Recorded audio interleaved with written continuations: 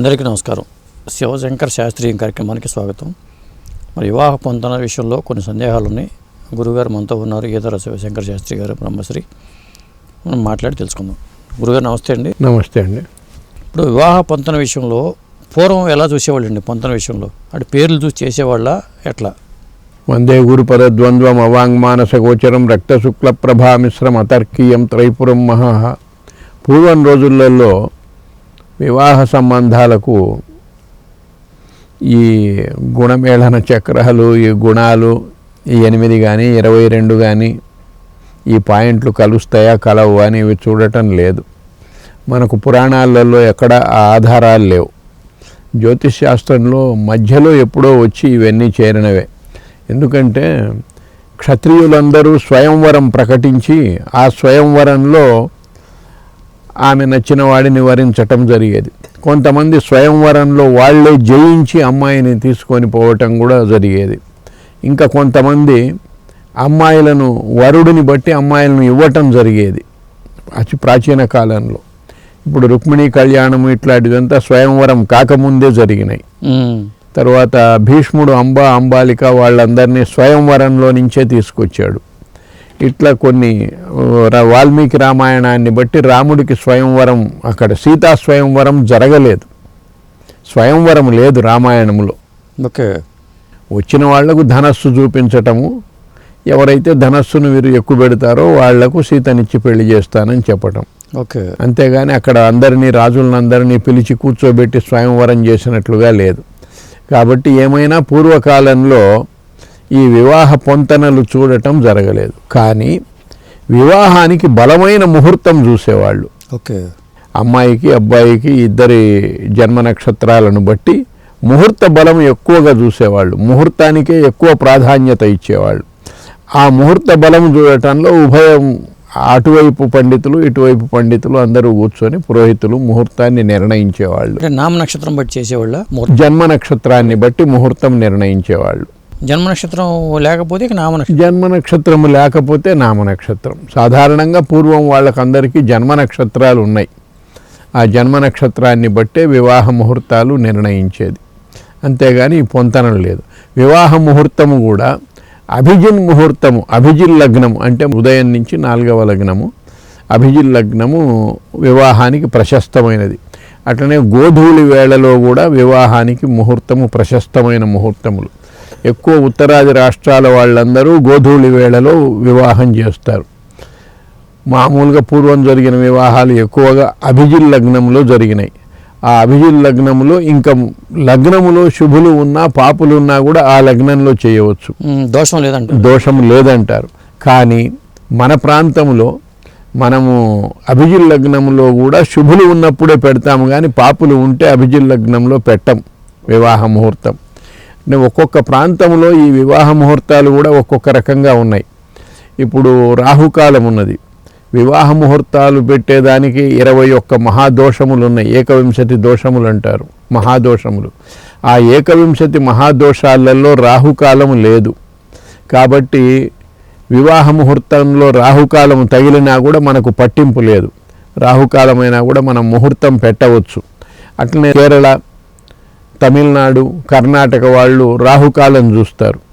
రాహుకాలం ఉంటే వాళ్ళు ముహూర్తం పెట్టదు. అదే రకంగా ఉత్తరాది రాష్ట్రాల వాళ్ళు ఉన్నారు. వర్జ్యము ఉంటే వాళ్ళు వర్జ్యాన్ని లెక్క పెట్టరు.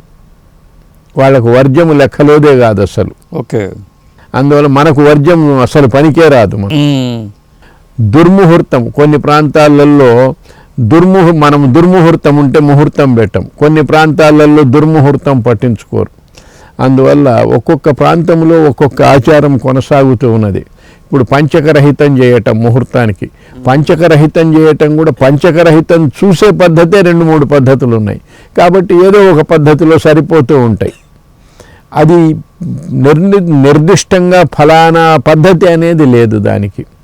కాబట్టి ముహూర్తాల విషయంకి వచ్చేటప్పటికే ఈ విషయాలన్నీ. తర్వాత కుజాష్టమము, భృగు షట్కము పనికిరాదంటారు, అవి పనికిరాదు. సగ్రహ చంద్రుడు పనికిరాదంటారు.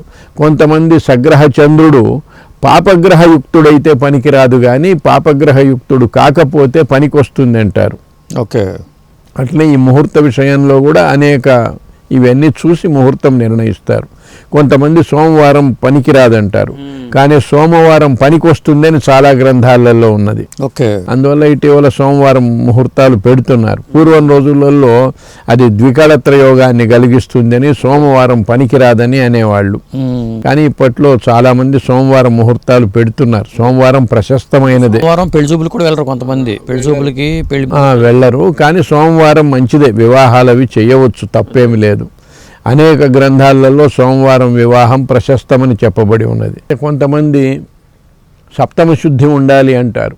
సప్తమ శుద్ధి అంటే సప్తమములో ఏ గ్రహము ఉండకుండా ఉండటం, ఆ ఇల్లు ఖాళీగా ఉండటం, 7వ ఇల్లు.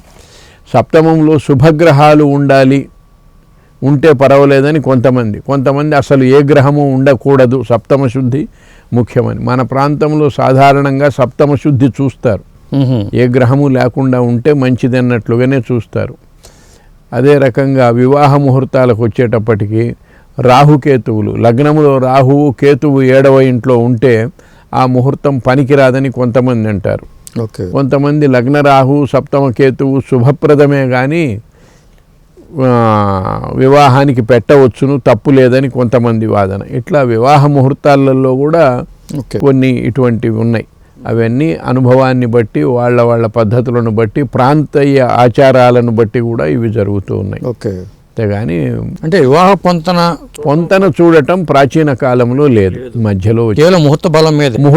ముహూర్తం మాత్రము జాగ్రత్తగా చూసి, ముహూర్త బలం బాగుందనుకోండి, అసలు ఎటువంటి సమస్యలు ఉండవనే. సమస్యలు ఉండవు. ఆ ముహూర్తాన్ని బట్టి, అంటే పూర్వం రోజుల్లో పెద్దవాళ్ళు అనేవాళ్ళు, ఒరే ముహూర్తం చూసి మంచి కొడుకు పుట్టే ముహూర్తం పెట్టాలిరా అని. అంటే ఆ ముహూర్తం పెట్టేటప్పుడే సంతాన విషయం కూడా చూసేవాళ్ళు అనమాట. చూసి పుత్రయోగం ఉండేట్లుగా మంచి ముహూర్తం నిర్ణయించేవాళ్ళు. అదొకటి. ఇంకొక సామెత కూడా ఉన్నది, చెప్పండి. వశిష్ఠుడు సీతాదేవి రాముల వారి జాతకాలు చూసి పొంతనలు చూసినట్లయితే వాళ్లకు వివాహమే అయ్యేది కాదు, సీతారాముల కళ్యాణం అయ్యేది కాదని అంటుంటారు.